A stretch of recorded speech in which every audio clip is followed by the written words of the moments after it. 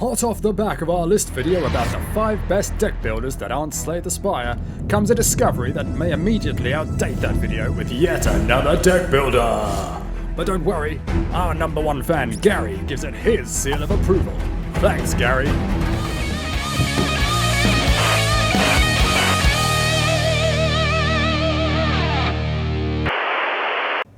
Well, it's another card game.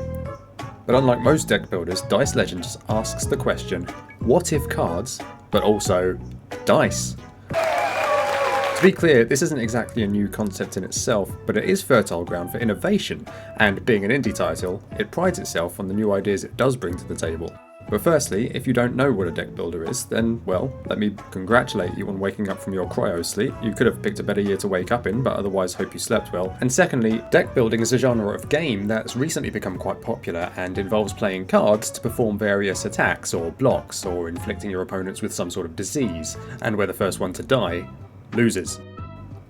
All in all, Dice Legends is at its core still yet another deck builder, with the dice merely being the rainbow sprinkles on what is already a very robust sugar strand donut. But let me rehabilitate the word merely for a second. After all, rainbow sprinkles aren't always just an afterthought. They can, if used right, offer a new dimension to the flavour, a contrasting yet complementary texture that makes the donut a more interesting experience. And the titular dice in this game offer up a very interesting decision space. Do I spend that 6 on my card that does multiple hits, or do I put it into my block card that doubles the value of the dice you give it? These aren't trivial questions, and like any donut worth its sugar, will keep you coming back for bite after delicious bite. So, just who are you anyway? No, not you, Gary, it was a rhetorical question. Truth is, you can be whoever you want to be, so long as who you want to be is either a sexy lion man, a creepy cat thing, or a malnourished crow. Is that a crow? Might be a raven. Point is, you get to pick one of these 3 characters, and the unique selling point of this game is that each character uses different types of dice. So your lion boy likes his d6s, that is, dice with 6 sides, the cat uses d8s, and Raven McCrow here gets his rocks off by throwing d12s. Each character has a tailor-made deck that emphasises the kinds of things that character wants to be doing. For example, the crow is able to summon imps to help him fight, so he gets cards that buff his imps. The lion has cards that help him deal lots of damage because he's a lion. My favourite though might just be the cat lady. She doesn't really care about big damage, adopting instead more of a death by 1,000 cuts kind of playstyle. But she can also play with things like poison. Word of caution to our younger viewers, don't play with things like poison. If this were an RPG, she would be the rogue class. Speaking of RPGs, there are even stats in this game.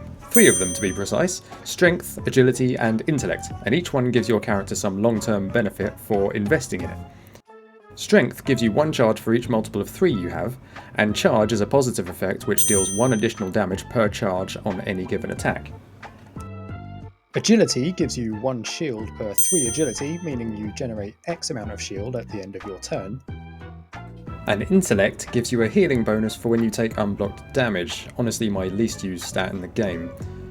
On top of this, every character in the game has a portrait, and rather than simply being your avatar, you can drop dice onto the portrait itself to get benefits during combat. These range from giving yourself more charge to giving you little imp friends to help in a fight. For example, the cat lady can split her dice into multiple with a fixed value of 1, but because she doesn't care about doing big damage, these low values lend more to her death by 1,000 cuts playstyle and consequently give her more actions on average than other characters in the game. More portraits may be unlocked as you complete challenges, giving you access to a more diverse set of playstyles and exponentially increasing the replay value once you've beaten the 4th and final act. Along the way, you'll also be picking up items that provide other bonuses, such as armour that gives you extra block, or swords that give you charges from the word go. Item slots are also limited, so you'll have to pick and choose which ones you want to use and which go into storage. Potions are also available, doing all the things you might expect, such as healing and giving you block, again with limited slots. And if you're having a bad run, you'll be chugging these like Gary chugs his granddad's old stash of vintage moonshine. Poor Gary. Although Dice Legends owes so much to its predecessors, it leaves enough of its own fingerprint on the genre to confidently stand by itself. So how does this funny little card game set itself apart from the giants whose shoulders it stands upon? You could accuse the use of dice, for instance, of being just a cynical attempt to lend an otherwise homogeneous game a sense of identity, but this wouldn't be fair. Firstly, the dice are a great way of giving the game some controlled randomness that isn't completely convoluted or obscure.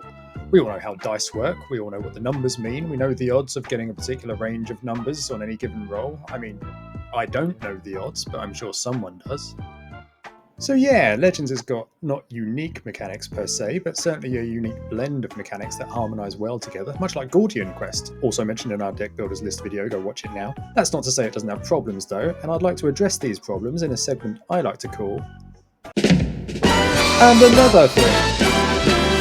The use of block might be too strong at this point, an issue I'm expecting to be patched given time.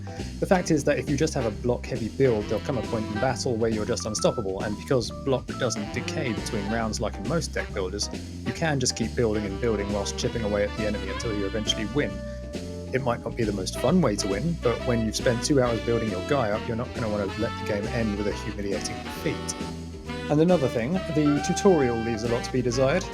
I would say it serves its purpose by technically giving you all the information you need, but surely the true purpose of an in-game tutorial is to give you that information in such a way that the player is able to digest it, not just launch it at their face like a disinterested parent absently shoveling food into their child's mouth using a trowel. Remember, developers, that there's a distinct difference between a tutorial and an instruction manual. You've implemented the latter whilst disguising it as the former. And if you were going to do that, I'd rather you have just sent me an instruction manual in the post, because at least I can read that while I'm sitting on the toilet. Oh, and another thing. One ability I picked up in my travels told me that it heals HP whenever I gain block, so I take it, naturally. Now, I have a card in my deck that gives me a status effect called Bloody Shield. And Bloody Shield gives me block whenever I make an attack. So of course I think, so I can use Bloody Shield, use my damage card multiple times, and gain a bunch of health back for getting all that block whilst using my turn to attack. I'm a genius. Not so. When I tried it, I noticed the game wasn't refunding my health. However, it would whenever I used just a normal block card. This splitting of hairs about what constitutes gaining block by the game seems needlessly arbitrary. Because if that's how the devs wanted that to work, then there are surely better ways of phrasing that ability. It's the kind of wording nitpickery that I would expect from a tabletop game. The kind of rule you argue with friends about at a games night, each player making impassioned references to the game manual, whilst waving it around with the same religious fervour that a zealous preacher wields the Bible whilst telling you you're going to hell. In Dice Legends, it's more egregious, A, because it's a roguelike and there are no take-backsies, and B, there is no game manual to refer back to and argue with the game about the rules over. If you'll forgive me revisiting my gripe about the lack of toilet-friendly literature. So I think the common thread here is that Dice Legends has problems communicating its ideas effectively to the player, making bits of the game feel unfair and, more importantly, unfinished. Thankfully, the good bits outweigh the bad for me, but will they be a deal breaker for you? I don't consider this review a recommendation, despite having talked it up for the last however many minutes. It comes with baggage, and like all baggage, you need to decide for yourself whether it's worth lugging around. But if you've listened to this review until the end and you're still on the fence about it, there is a free demo on Steam, so go and see if you like a little dice with your decks.